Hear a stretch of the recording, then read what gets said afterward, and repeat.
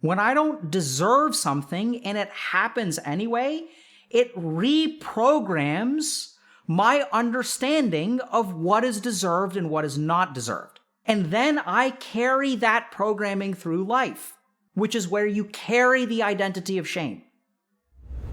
Would Dr. K make a video about shame? I've recently come to realize that my social anxiety and low self-esteem is rooted in a core of feeling of shame and not the circumstances around me.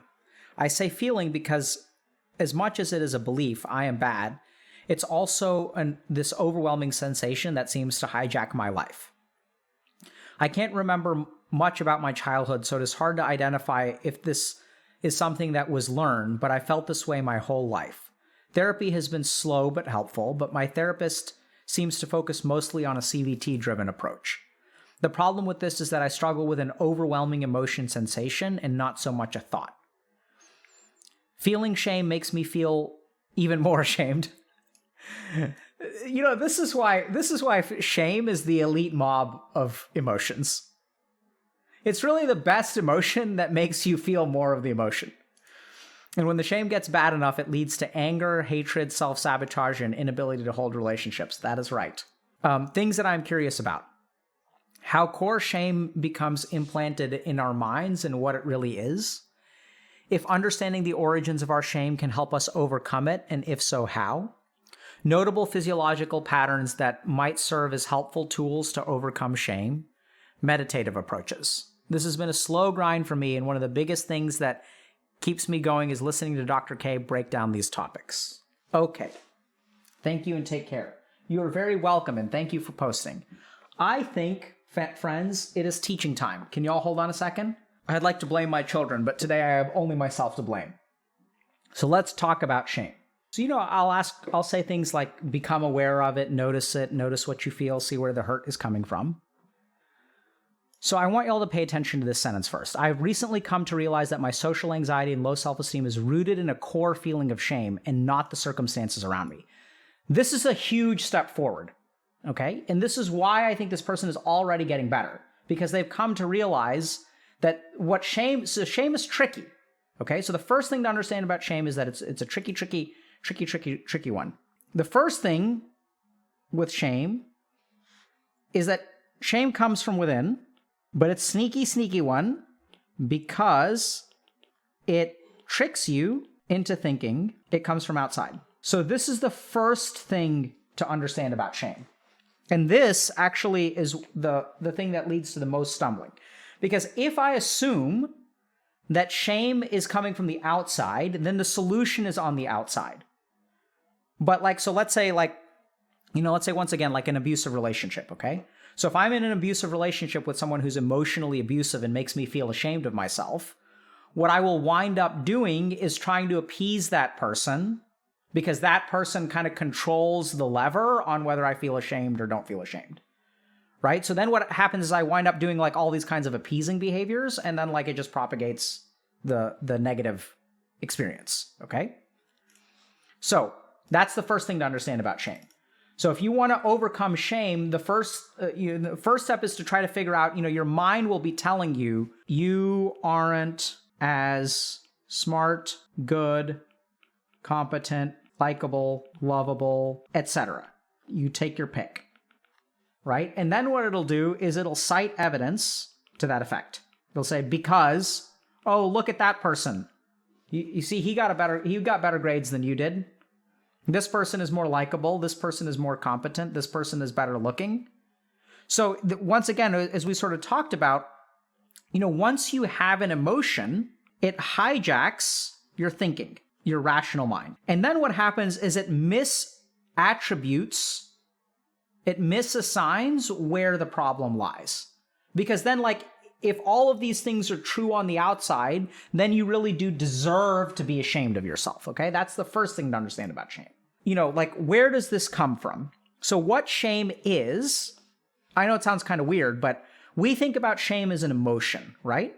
So we think emotions include shame, anger, fear, etc.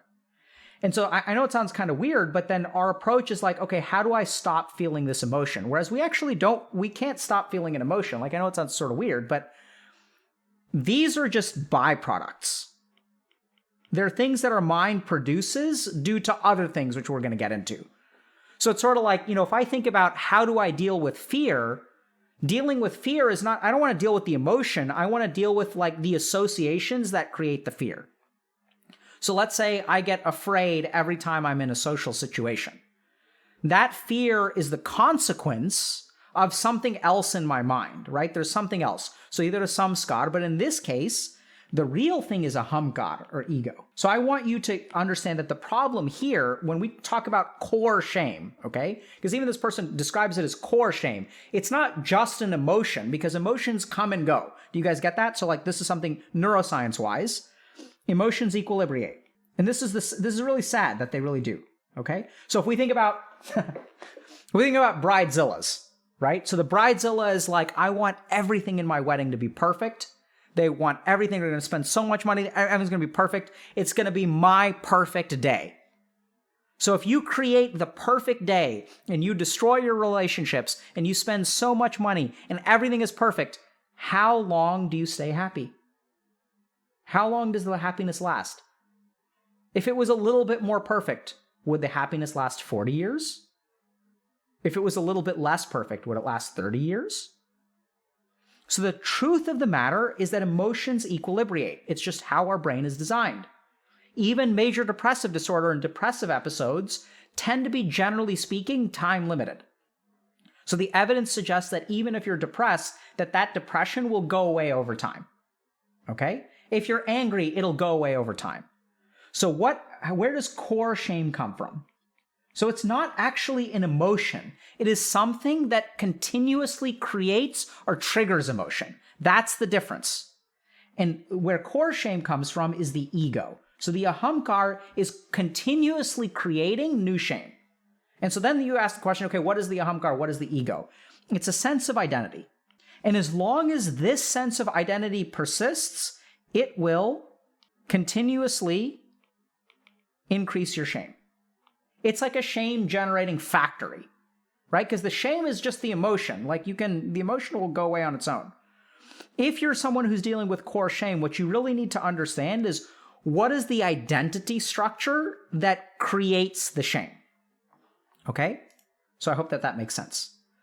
And so now this person is asking, how does core shame become implanted in our mind? What I would say becomes implanted is a sense of self that is shameful. And now we can even see, so the person sort of says, I don't know exactly where this comes from, but I felt this way my whole life. So when this person says things like, oh, I've been feeling this way my whole life, like I don't understand, it's like normal for me. And yeah, that's because you carry it around with you constantly. It's your sense of identity. So then they have another question. So if understanding the origins of our shame can help us overcome it, and if so, how? Yes, absolutely. So what I would say is that the way that this is going to work for you, if you want to stop persistently feeling ashamed of yourself, you have to dig into this identity. And as long as you are someone who is like deserves to be ashamed of yourself, the shame will continue. And then what you have to do is remap your identity. So I'll give you guys just another example of this, okay? Something I referenced a little bit earlier. I want y'all, I'm going to say something that's sort of self-positive, but I think it illustrates the point. So I want you guys to think about the person who got 50 rejections from medical school and then 60 rejections from medical school and 70 rejections from medical school, ended up getting into medical school. I was really happy, right? I was a dude who persevered. I overcame my weaknesses. I persevered. I was like, oh man, I was so good. Then I wound up at Harvard, and then I had really overcome my weaknesses. I'd overcome my weaknesses. That's who I was. That was my identity. I was first a failure, and then I was someone who overcame weaknesses. And now, I know it sounds kind of weird, but what am I? What do I want to hang on my wall? I don't want to hang the diploma from Harvard. I want to hang the failures. And so now what I've come to realize is that this was never a failure to begin with. This is incorrect. It's part of who I am. I am. Period. That's it. I am what I am. I am neither a failure nor successful. I am neither special nor worthless. I'm just me. And so what I've observed within myself is like an interesting remapping of identity. Because I know it sounds kind of weird, but like when you get into Harvard, that's what you want to hang on your wall, right? When you get it framed, you're like, man, when I was looking at my office, my ego was like, well, I hope there's enough wall space for all my wonderful diplomas, because this is ego. Oh, look at me. I am triumphant. Ha ha! But you can't triumph unless you failed. These two come hand in hand. So with my identity of failure comes my identity of triumph. And now, actually, what I've done is I've crossed it all out. I am. That's just it. I'm neither special nor worthless. And so what you really need to do if you want to stop this sense of shame is to remap your identity. So start to ask yourself, like, who are you? Okay? Like, really, like, who are you? Who have you become? Who were you? And really pay attention to, like, what comes up there. And so then the last kind of question that they've got is, are there particular physiological patterns that might serve as helpful tools to overcome shame? Absolutely. We'll talk about that in a second. And meditative approaches, okay? So now, if we're talking about overcoming shame, there's two elements. We got to take a two-pronged approach. One is identity, and the second is emotion. Because remember, even if we have the identity, you're still feeling ashamed in the moment, and that makes it hard to do things, right? So we still got to deal with that. So we're going to deal with this one first. Breath. There's other stuff you can do, but let's start with this. So when you experience an emotion, your pattern of breathing alters as a result. And when you breathe a particular way, it alters your emotions. This is scientific fact. We kind of know this now. Okay, I know it sounds kind of weird, but like, it's actually what happens. So I don't know if you all realize this, but in scientific experiments, when they are testing anxiety, if you're looking at a treatment for anxiety, the way that you reproduce anxiety in a laboratory, right? So if I'm testing, let's say, a medication for anxiety, what I need is a lab full of like anxious people. So how do I create all of these people and how do I induce anxiety in the moment? What I do is increase the CO2 concentration that they inhale. This literally is the scientific standard for creating anxiety in another human being for research purposes. So you give them a gas mask that has a higher level of CO2 concentration. It's wild. That's like literally what you do. I hope it's increase. Maybe it's decrease. I know it's 7.5%. Can someone check whether atmospheric, if that's lower or higher than atmospheric concentration? I'm pretty sure it's 7.5% CO2. And so it's interesting because you can literally induce an emotion by altering the CO2 and oxygen concentration of what you breathe. So breathe. So I'd guess that shame has a relatively deep and rapid breathing pattern, okay? I'm not so sure that it's actually shallow. But if you alter your breath, your mind will change with it. So what I would recommend is Nadi Shuddhi. That's our go-to, and it's a go-to for a reason. If you want to do something a little bit stronger, you can do Om chanting. And just chant the shame out, right? Just let it out. And you can be like, oh my God, that's so embarrassing. I'd feel like an idiot. Yes, exactly. And just chant through it. We'll practice that today, okay? So that's what I would do. So in the moment, this is how you physiologically handle shame. Next thing, identity. What do we do about that? So this is where there's a lot of stuff, we can talk about. I think, once again, the Atmanpada. Like, there's a reason why the Dr. K's guide is what it is, chat. It's because, like, most of the stuff is in there. So if we think about, who are you and why do you deserve to be ashamed of yourself? Like, why are you deserving of shame? So there's dealing with the actual emotion, but I would ask yourself the question, why do you deserve to be ashamed? And then I would ask yourself, how long have you deserved to be ashamed? And I'd really pay attention there. And then the third question is what happened, right? To take a look at remember when you were 5 years old, were you ashamed of yourself? And then when you were 8 years old, were you ashamed of yourself? And you'll say yes. Okay, so what happened between 5 and 8? You may not be able to uncover anything. But then, I know it sounds kind of weird. This is tough. It requires some introspection. And if you do these practices regularly over time, this part will become easier. Then what I would do when you experience the shame, and this is kind of when how to tie it together. So in a moment of shame, I would ask yourself one last question, which is, are you someone that deserves to be ashamed right now? Or are you ashamed right now? I know it sounds kind of weird, but like think about the identity versus the circumstance. And what you'll discover is that there's a part of your mind that basically assumes that you should be ashamed. Okay, so now someone is saying 5-year-olds don't deserve shame. Okay, but I want y'all to understand this. When you don't deserve something and it happens to you anyway, that is what rewires your perception of what is deserved. Do you guys get that? Like, that is it in a nutshell. That's where the core comes from. When I don't deserve something and it happens anyway, it reprograms my understanding of what is deserved and what is not deserved.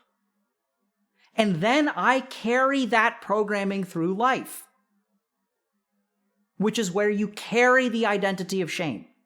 So that's where you have to go back and remap it. Figure out, oh shit, this fundamental principle, which I have grown up with, like gravity. Like, do you guys get that when you're 5 years old, you're laying down the cement to understand gravity and social interactions and identity? A 1-month-old doesn't know who they are. They don't have the capacity to know who they are. The 5-year-old just sort of knows on a broad sense whether I'm good or I'm bad. Have I been a bad boy or have I been a good boy? And when some things happen to me that, like, I'm just playing with my blocks. When dad comes over, hits me upside the head because I'm playing with my blocks, oh boy, is playing with my blocks bad? No, because I play with my blocks at school. So how do I explain that? Oh, it must be me. Kids play with blocks all the time. Look at all these commercials where people are playing with blocks. Why am I getting it? It must be me. And it changes the idea of what you deserve. And then you carry the idea forward that you deserve to be ashamed. So you have to go back and re-examine that. Right? And recognize, and this is really emotionally painful, by the way, liberating, but painful.